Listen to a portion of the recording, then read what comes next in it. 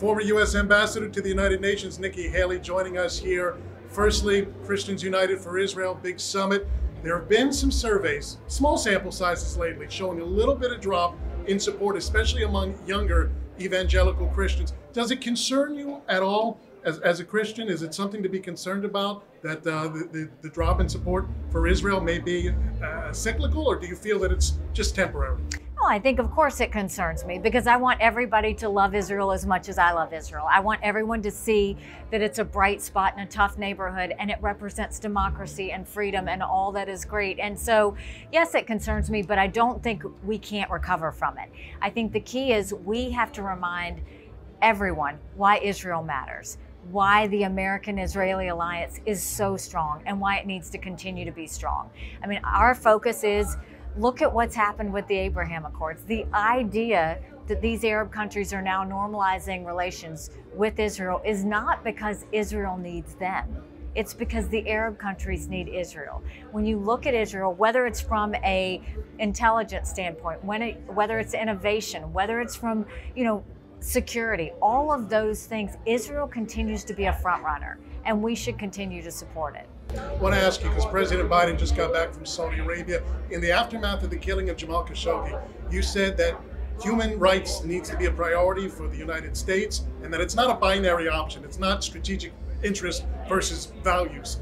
Do you still feel that way in the aftermath of President Biden's visit, especially when so many were so critical of him for pushing an ally like Saudi Arabia away for 2 years? Well, first of all, it's not what Biden did, it's how he did it. So we should always call out human rights abuses whenever we see it. Something like Khashoggi, that was unnerving. We should call it out. But we also need to understand that all countries aren't the same. I saw that at the United Nations. You've got 193 countries, but you've got 193 countries who have a different set of values.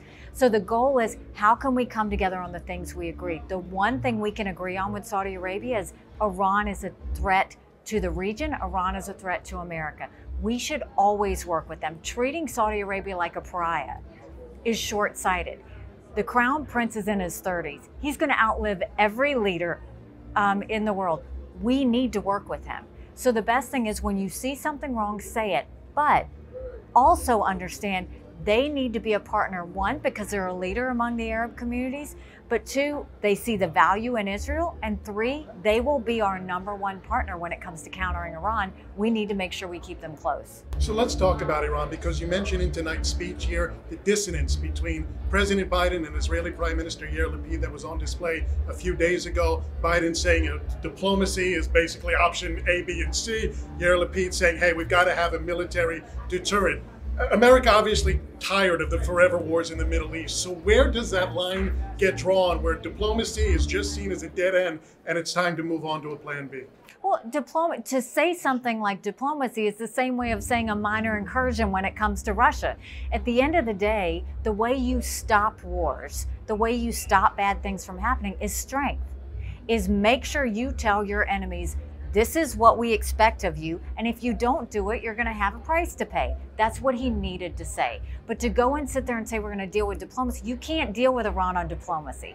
They've proven that to us many times over many decades. They deal with one way, and that's thuggery, and that's terrorism, and we're not going to put up with it. So you can't be diplomatic with Iran. I saw that at the United Nations. You can be tough with Iran. That's what we need to do. And if Israel feels like they need to take things into their own hands, we should support them. And if they do, frankly, the world would be better. But we need to make sure that we have Israel's back, because they're in the heat of the battle, and we should never let them feel like we don't have their back.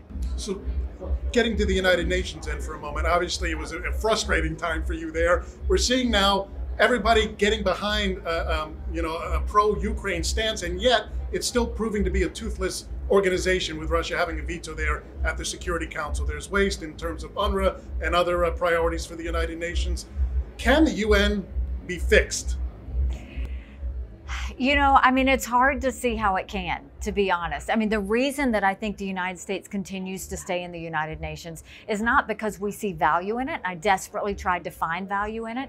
It's because we have the American veto and we want to stop bad things from happening. So if Russia and China try and do something, if they try and condemn Israel, we should make sure that we're there to stop any of that from happening. At the same time, the goal of the United Nations is we have to push them to talk about things that are uncomfortable to talk about. We've got to move them in that direction. And if that means we defund, if that means we pull money away from them, I'm all for it. Because until they start doing the right thing, we should not fund bad behavior. And that's why I was very outspoken at the United Nations. That's why I will always be outspoken about the United Nations, is they don't deserve money when they don't know how to properly use it to make sure they're lifting countries up instead of tearing them down. I want to talk about you for a moment, your personal political ambitions. You've sent some not so subtle signs that you want to get into the presidential race. Are you ready to make a commitment? I'm not ready to make a commitment now. I think right now we're focused on making sure we win the midterms because, House, Senate, governor's races matter in America. But what I can tell you is, the first of next year, we'll have to make a big decision. And I have said, I've never lost a race. I'm not going to start now. If I do this, I'll put 1,000% into it and we'll finish it.